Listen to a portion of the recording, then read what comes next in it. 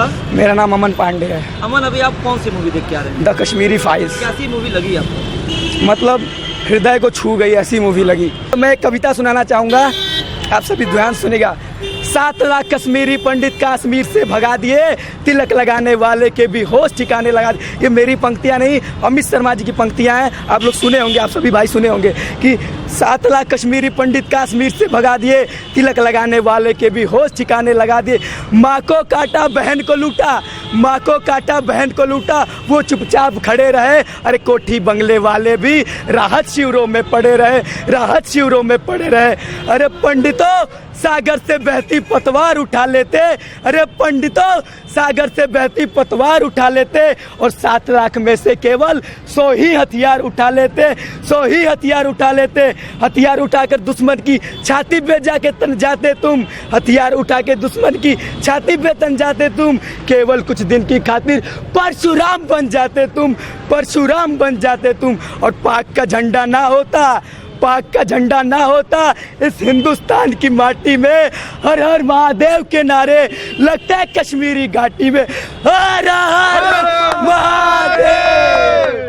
कैसा लगा आपको? बस यही लगा कि आज भी जाग जाओ, इतिहास फिर दोहराया जा सकता है। अगर हम इतिहास से नहीं सीखेंगे, जो हाल कश्मीर में हुआ वो हाल पुनः इस हमारे भारतवर्ष में होने जाएगा। सच्चाई दिखाई गई है।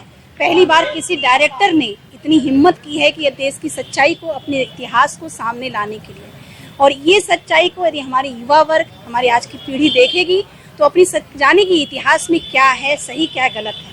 जो लोग सेकुलरिज्म की बात करते हैं, हिंदूवाद की बात करते हैं, राष्ट्रवाद की बात करते हैं, वो जाने कि आखिर राष्ट्रवाद क्या होता है, हिंदूवाद क्या होता है।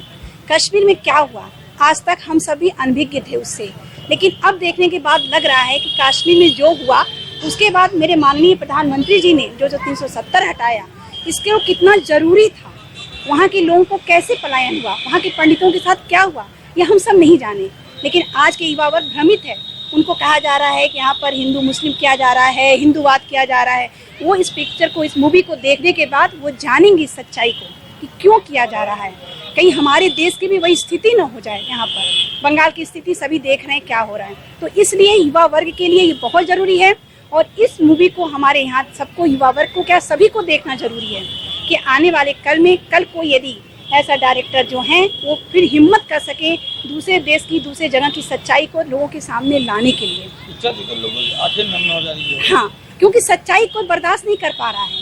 हम लोग ऊपर से हिस्ट्री पढ़े भी हैं, वो भी आधी सच्ची हिस्ट्री में सब गलत लिखा है। इसलिए इस मूवी को देखना इतना जरूरी इसलिए है कि कल कोई दूसरा डायरेक्टर भी सच्चाई को लाने का हिम्मत करे, तो उस सच्चाई को, अपने देश की, अपने हिस्ट्री की सच्चाई को लोगों के सामने लाए, जनता उसे जागरूक हो।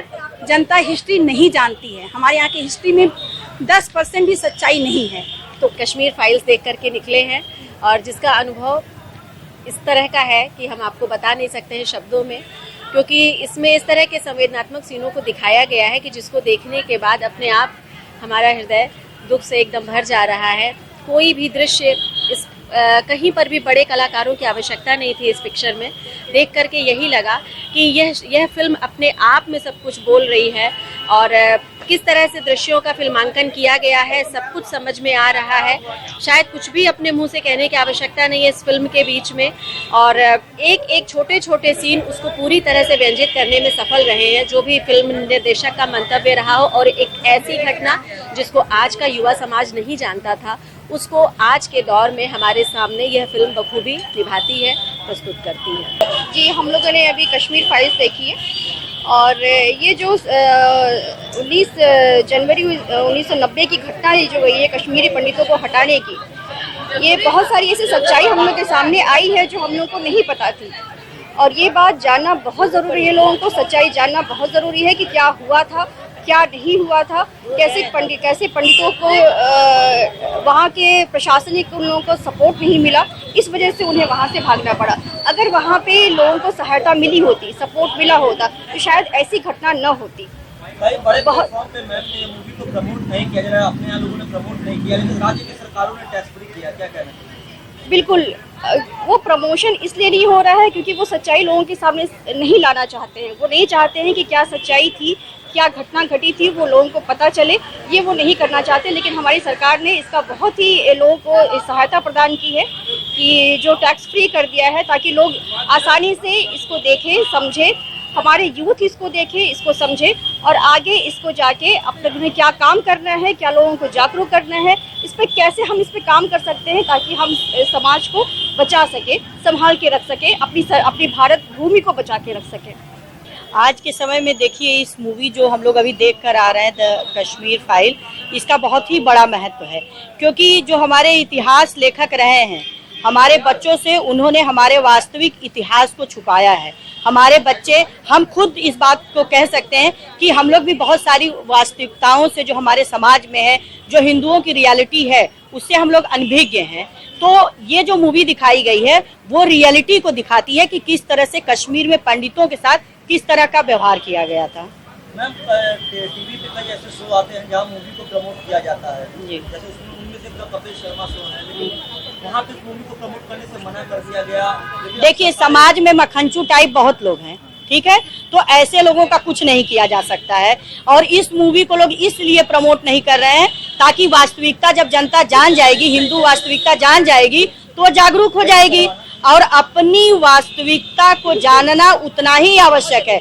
लेकिन भाई आप जानते ही हैं कि राजनीतिक समीकरण जहां नहीं बैठता है वहां वास्तविकता को छिपाया जाता है, जिस तरह से हमारे इतिहास को छिपाया गया है। मैं आपको एक उदाहरण देना चाहूंगी। 7th क्लास की एक बार मैं बुक पढ़ रही थी, तो उसमें लिखा गया है कि जो अश्वमेध का घोड़ा है उसका बलिदान दिया जाता है।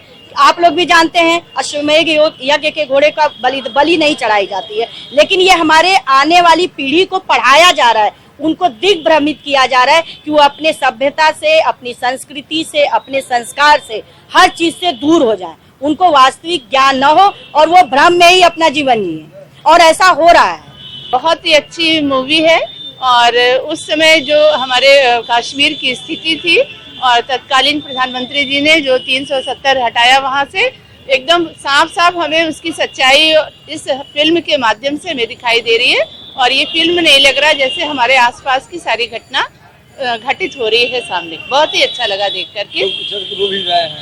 लोग कई जगहों से ऐसी दृश्य आ रही है सामने कि जो घटनाओं को देख के लोगों के आंसू निकल जा रहे हैं। आंसू निकल जा रहे हैं, हम लोग के भी कई बार आंसू निकल गए। और जब पिक्चर समापन की तरफ बढ़ गई, एकदम लास्ट सीन आया, तो हम लोग की आंख में आंसू आ गए, जहां लोगों ने खड़ा करके लोगों को सीधे गोली से उड़ाया और एक छोटे बच्चे को उड़ा दिया। ये देख करके हम लोग का कलेजा दहल गया कि मोदी जी ने जो निर्णय लिया इस देश के लिए 370 ये हटाने के लिए, बहुत ही सही निर्णय था उनका। क्या ये मानती जो वहाँ से पलायन हुआ उसके पीछे की मेन बड़ी वजह क्या रही होगी? उस समय के जो राजनेता रहे होंगे, अपना समीकरण, अपनी कुर्सी को संभालने के लिए उन्होंने इस मुद्दे को ध्यान में नहीं लिया होगा। इसी वजह से ये समस्या बनी रही और कश्मीरी पंडित वहाँ से भागने लगे।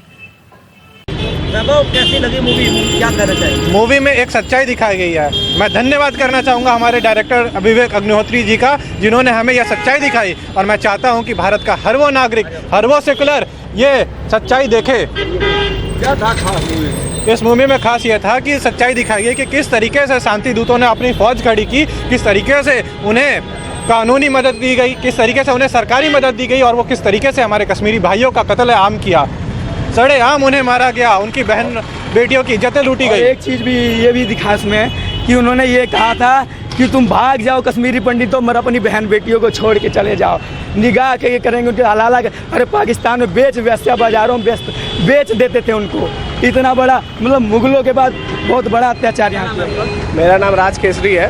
राज जी, आप कौन सी फाइल्स देखे हुए हैं, मूवी बहुत ही बढ़िया है। हम हर एक हिंदू भाई से रिक्वेस्ट करेंगे कि वो आए, घर पे ना देखे बैठ के मूवी को, एक बार थिएटर में आए और डायरेक्टर को पूरा सपोर्ट करें।